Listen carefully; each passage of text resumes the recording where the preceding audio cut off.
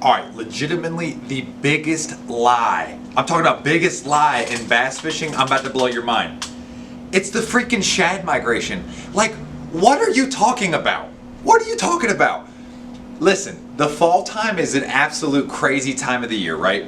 So you have obviously fish that are in their summertime patterns, the water's cooling, and it's dispersing fish. Do you know where the fish are dispersing to? Everywhere. It's everywhere. It happens every time of the year. Legitimately, I'm out on a trip the other day.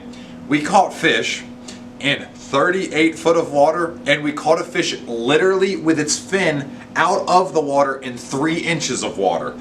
So that puts them in the water column, given water volume. Let's say that lake's 3,000 acres. You know, it just means the fish can be pretty much, I don't know, give or take 14 trillion cubic gallons of water. Listen, let me tell you something. There are times when I notice this shad migration going to the backs of the creeks, going up these big rivers, and I've caught fish in the fall, like way up at the head of rivers where there should be this giant thread fin migration. But there are also times of the year where I go up to those places same time. Like, I look at my calendar, I look at my little chart that's like, hey, this time of the year it was like 62-degree water, this moon phase, this time of this day, everything lines up. Guess what? No shad. They're gone. Peace. Don't know where they are. But here's the deal.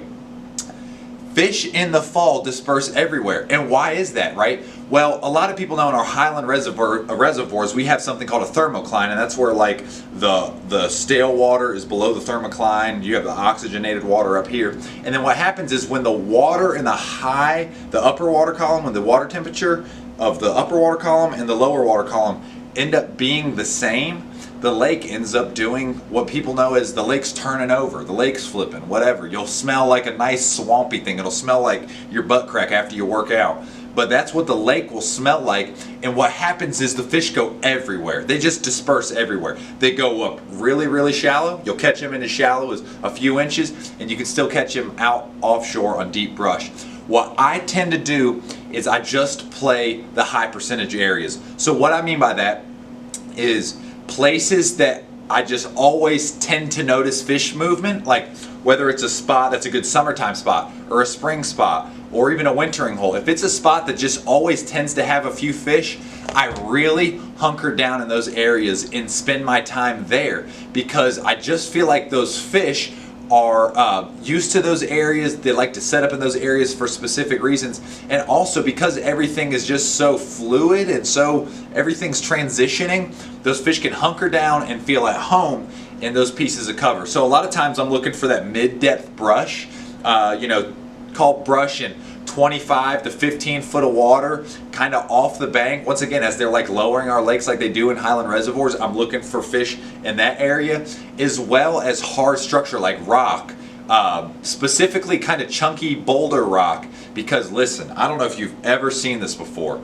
I got to see this up on Lake Oneida, and I get to see it on our home lakes. But bass will act like trout. You wouldn't even believe it if I told you. You'd have to see it with your own eyes.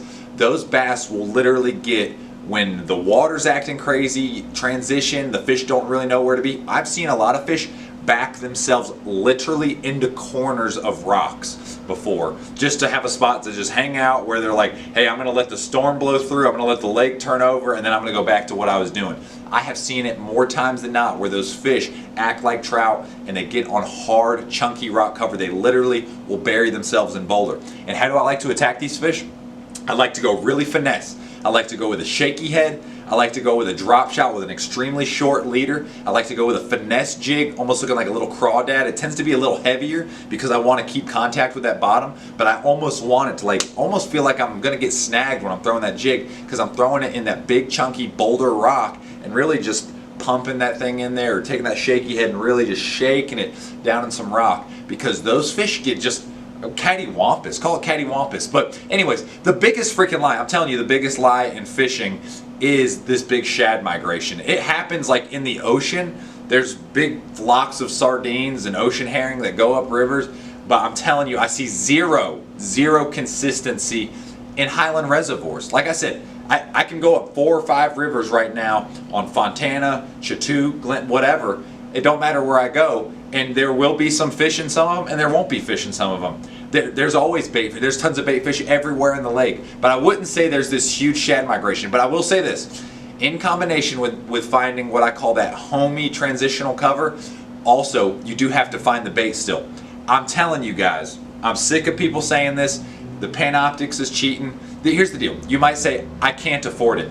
I know somebody the other day. I know somebody, he's a pastor.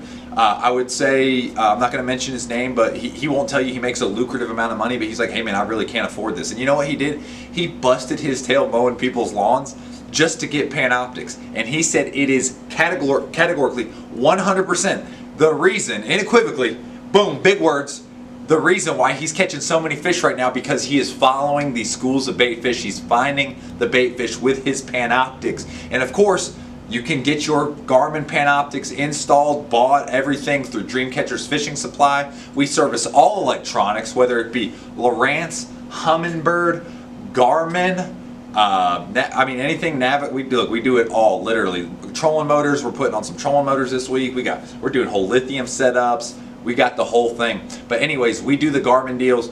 It is a game. Oh, it's a game changer. It's a game changer. Everybody and their mama says game changer. Listen, you got to be using it. If you're not using it, you need to get it. You just need to get it. Slap your wife around a little bit. I'm kidding. Don't slap your wife around a little bit. But with a very stern, manly voice, say, woman, I'm getting this.